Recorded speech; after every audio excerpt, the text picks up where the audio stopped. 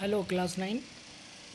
So, formally, today we are going to start our very favorite chapter, Why Do We Fall Ill? Yesterday, we had discussed the whole plan of the chapter, what we have to study and where we have to study.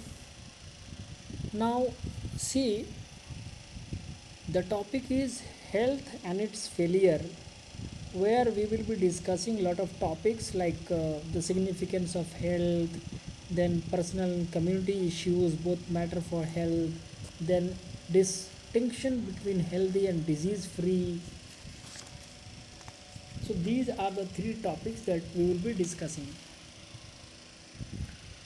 Health is general condition of a person's mind and body. This is general condition, but according to World Health Organization, health is a state of physical, mental, and social well-being of a person. Now, see, up till now we believed that health is something related to our body, and that too in a physical sense. है ना, हमारा जो physical अपना body है हमारा, उसकी well being, उसका सही फंक्शन करना, that is all about what is health is. But according to WHO, state of physical as well as mental and social well-being. What is this social well-being? मान लीजिए कि एक समय के लिए आप ये सोच सकते हैं कि स्टेट ऑफ फिजिकल मेंटल समझ में आ रहा है sir, but what is this social well-being? यानी कि अगर फिजिकली हम फिट हैं, मेंटली भी फिट है, तो और हेल्थ को और क्या चाहिए? ये सोशल वेल-बीइंग क्यों जोड़ दिया WHO ने? नहीं है. अब देखिए ये कैसे इंटर रिलेटेड है. सोशल वेलबींग का मतलब हुआ कि समाज में आपकी क्या स्थिति है. समाज में कोई आपको पागल तो नहीं कहता है ना. और यदि अगर समाज में लोग आपको अच्छा नहीं कहता है, या आपको किसी और नज़रिए से देखता है, या आपको सही नाम से नहीं पुकारा जाता है, या समाज में एक तुच्छ या एक घटिया इंसान के रूप में अगर देखा जाता है, तो ये बात भी आपको परेशान कर सकता है ना. तो ये बात इंक्लूडेड है इसमें कि वो सारी बातें समाज की जो असर डाले आपके माइंड पर, मेंटल, समझ में आया? मेंटल टॉर्चर होना, मेंटली टेंशन में आना, ये सारी चीज़ें. और जैसे ही आप मेंटली परेशान होंगे, that will affect your physical wellbeing. So ये इंटर रिलेटेड है. इसका कहना है कि बॉडीली भी आपको ठीक रहना है, मेंटली भी आपको ठीक रहना है, और जिस सोसाइटी में आप रहते हैं वहाँ भी आपका एक पॉजिटिव फिगर हो. ये नहीं कि लोग आपको देखते ही मुंह फेर ले, या आपको देखते ही थोड़ा उनकी चिंताएं बढ़ जाए कि अरे यार किस आदमी का चेहरा देख लिया, या कौन आ रहा है. Nobody want to talk to you, nobody want to be in companion with you, nobody want to have a contact with you, have a relation with you. तो मतलब इस तरह की स्थिति में ऐसा WHO मानता है कि फिर आप हेल्दी पर्सन नहीं हैं. हेल्दी पर्सन का मतलब you are mentally fit, you are physically fit, and you are socially fit also, है ना. जिस समाज में आप रहते हैं वहाँ भी आपकी एक्सेप्टेंस हो, है ना. तो ये चीज़ें हैं. इसलिए यहाँ पर सोशल वेलबीइंग का भी होना किसी भी पर्सन का बहुत इम्पॉर्टेंट है. और आप देखिए ना, हेल्थ का नॉर्मल मीनिंग हम लोग हेल्थ से जोड़ते हैं, लेकिन हेल्थ का एक मीनिंग और भी आता है. जैसे in a school we normally get a healthy environment. तो यहाँ पर हेल्दी का क्या मतलब है? हेल्थ मीन पॉजिटिव समथिंग, अच्छा, गुड, ठीक है ना. तो हेल्दी इन्वायरमेंट, हेल्दी बिहेवियर, है ना, हेल्दी टॉक. तो ये हेल्दी का मतलब गुड सेंस में आता है, पॉजिटिव सेंस में आता है ना. To make people aware and conscious of keeping healthy and disease free, we celebrate world health on 7 April. World health day 7 April को मनाया जाता है पीपल को अवेयर करने के लिए, कंसस करने के लिए कि आप हेल्दी रहें, डिजीज़ फ्री रहें. अब देखिए यहाँ पर दो वर्ड आया है, एक है हेल्दी और एक है डिजीज़ फ्री. क्या डिजीज़ फ्री होना हेल्दी होना है? इसको भी पढ़ेंगे हम लोग. थर्ड पॉइंट हमारा यही है, इसको हम लोग डिटेल में समझेंगे. Health is a state of being well enough to function well physically, mentally and socially. ठीक है.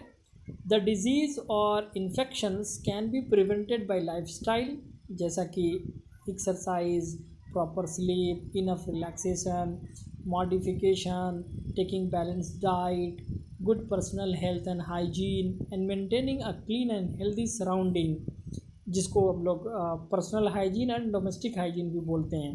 पर्सनल हाइजीन मतलब आप अपने बॉडी को क्लीन रखना, ब्रश करना, नहाना, बाल बनाना, नाखून तराशना, तो ये अपने बॉडी की को भी क्लीन रखने की बात है, ये पर्सनल हाइजीन कहलाती है। और डोमेस्टिक हाइजीन क्या है? To clean the environment where you live, नदी नाले को अपने उसको ड्रेन को साफ़ रखना, बाथरूम को साफ़ रखना, घर की सफाई रखना, बैल्कनी में रखना, इधर उधर नहीं थूकना, lot of things are there जो कम्युनिटी हाइजीन में आता है। डोमेस्टिक हाइजीन बोलते हैं कि आप जहाँ रहते हैं आसपास की चीज़ों में, वहाँ आसपास के जगहों पे आप सफाई रखें, है ना, फ्लाइज और मक्खी वगैरह वो ना लगें, ये सब चीज़ें हैं। Treatment involves killing of microbes और पैथोजेन, तो ट्रीटमेंट का मतलब है कि वो जर्म्स या वो जो पैथोजेन है उसको मारना, ये ट्रीटमेंट कहलाता है। अब आइए हमारा जो पहला टॉपिक है 13.1.1, that is the significance of health. Good health has following advantages. Significance का मतलब उसका इम्पॉर्टेंस, उसकी वैल्यू, है ना, या उसके एडवांटेजेस। तो इसको देखिए, इस पूरे पैराग्राफ को मैंने पॉइंट वाइज किया हुआ है। It increases our working efficiency and helps us to perform various activity at our best. कहता है कि अगर आप गुड हेल्थ पे हैं तो इसके क्या फ़ायदे क्या हैं कि आप अपनी पूरी एफिशिएंसी से काम कर पाते हैं और फिर आप 100% परफॉर्मेंस देते हैं। It helps us to cope up with the social mental pressure without much difficulty. कहता है कि ये आपको वो प्रेशर, मेंटल प्रेशर या सोशल प्रेशर, उससे जूझने की, उससे उबरने का एक ताकत देता है। देखिए एक बात समझिए, आप ये जो टेंशन और प्रेशर और डिप्रेशन और या आप कहिए कि क्या बोलते हैं उसको, मेंटल टेंशन जो होता है, डिप्रेशन, तो ये क्या है? इसको इसके दो आस्पेक्ट हैं, ठीक है। दो एस्पेक्ट मैं क्यों कह रहा हूँ? मैं इसलिए कह रहा हूँ कि इसका एक लेवल है। आप कहिएगा कि जी हम टेंशन में नहीं हैं, गलत, ठीक है। जो मेंटली आदमी वर्क करता है, आपको बता दूँ सीबीएसई के थ्रू इस पर मेरी ट्रेनिंग हुई थी कि आदमी जो फिजिकली जो टेंशन लेते हैं, मेंटल टेंशन लेता है, वो कितना इम्पॉर्टेंट है टेंशन, है ना। बहुत अच्छी बात बताई गई थी वहाँ पर। अगर मैं आपसे पूछूं कि क्या आप टेंशन में हो,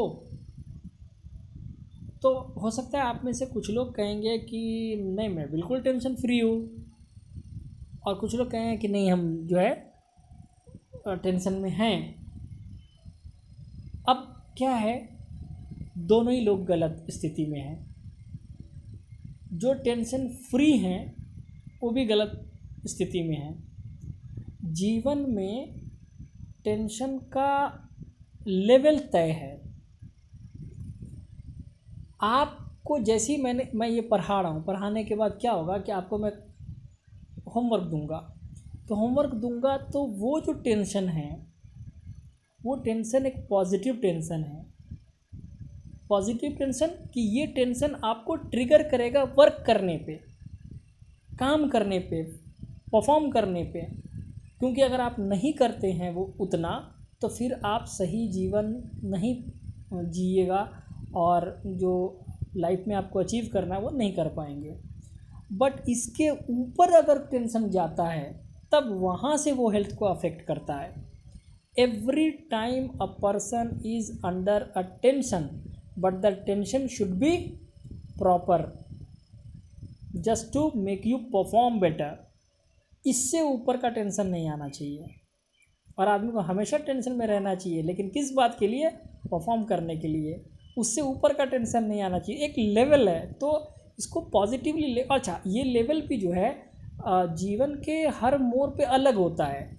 आप समझिए, मान लीजिए अगर कोई 2 साल का बच्चा है, तो उसके लिए लाइफ और सक्सेस क्या है कि वो बिस्तर पे सुसु ना कर दे।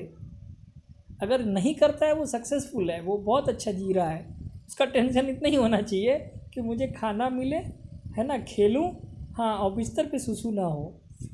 बच्चा बड़ा होता है, थोड़ा 7-8 साल का हो जाता है, तो उसके लिए सक्सेस क्या है, उसके लिए टेंशन क्या है कि मैं अगर गली में खेलता हूँ तो वापस अपने घर एकदम सुरक्षित आ जाऊँ, है ना। तो इस तरह से जीवन के हर मोड़ पर उसकी जो टेंशन लेवल है वो बढ़ती चली जाती है और उसका लेवल चेंज होता चला जाता है। तो टेंशन का होना गलत नहीं बल्कि सही भी है, लेकिन उसका लेवल अगर सिचुएशन के अकॉर्डिंग मैच नहीं करता है तब वो आपके हेल्थ को ख़राब करता है, ठीक है। It makes our life joyful. तो अगर अच्छा हेल्थ है तो आपका लाइफ कैसा हो जाएगा, जॉयफुल हो जाएगा, है ना। And the conditions necessary for health are good physical and social environment, good economic conditions. Economic condition मतलब good physical and social environment तो समझ में आया। इकोनॉमिक कंडीशन, यदि आपके पास पैसे नहीं हैं, इकोनॉमिकली अगर आप वीक हैं तो फिर आप टेंशन में आ जाएंगे। और ये टेंशन परफॉर्मेंस बेसिक नहीं है, ये उसके ऊपर का टेंशन है, घर कैसे चलेगा और भी बहुत सारी बातें हैं ना। तो फिर ये मेंटल, आपके मेंटल वेलबींग को क्या करेगा, ये ख़राब कर देगा। और जैसे ही मेंटल वेलबींग ख़राब हुआ तो आप कहाँ क्या हो गया, अनहेल्दी हो गए, है ना, बीमार हो गए। क्योंकि बीमार होने का मतलब बुखार आना ही नहीं है, वो फिज़िकल कंडीशन है। मेंटल परेशानी भी आ गई तो आप बीमार हो गए। क्योंकि हेल्थ क्या है, well being of physical, mental and social. तो मेंटली भी आप परेशान हो गए तो हेल्दी नहीं रहे आप। गुड लाइफ स्टाइल, यही समाज की बात मैं कर रहा था। गुड लाइफ स्टाइल मतलब समाज में आपका जो जीने का तरीका है वो एक्सेप्टेबल है, अच्छा है ना। Good physical and social environment includes clean surrounding. Physical का जो मतलब है उसमें, फिजिकल एंड सोशल जो मतलब है उसका मतलब है कि क्लीन सराउंडिंग हो, गुड सैनिटेशन हो, प्रॉपर गार्बेज डिस्पोजल सिस्टम हो आपके पास, क्लीन ड्रिंकिंग वाटर मिलता हो, है ना। और गुड इकोनॉमिक कंडीशन, इसमें क्या है, job opportunities for earning to have nutritious food and to lead a healthy life. तो अच्छी लाइफस्टाइल के लिए आपकी जॉब हो, अर्निंग हो। अब बेरोज़गार है कोई तो वो ऐसी ही मेंटली टेंशन में है, अबे यार क्या होगा, कैसे घर चलेगा, कैसे क्या होगा ना। तो ये इंपॉर्टेंट चीज़ है। Now next is active life style that includes regular exercise and health conscious attitude. तो एक्टिव लाइफस्टाइल होना चाहिए, सुबह उठ रहे हैं, एक्सरसाइज कर रहे हैं। अब एक्टिव नहीं है तो क्या हुआ, 8 बजे तक सो रहे हैं, तो that is not good for health.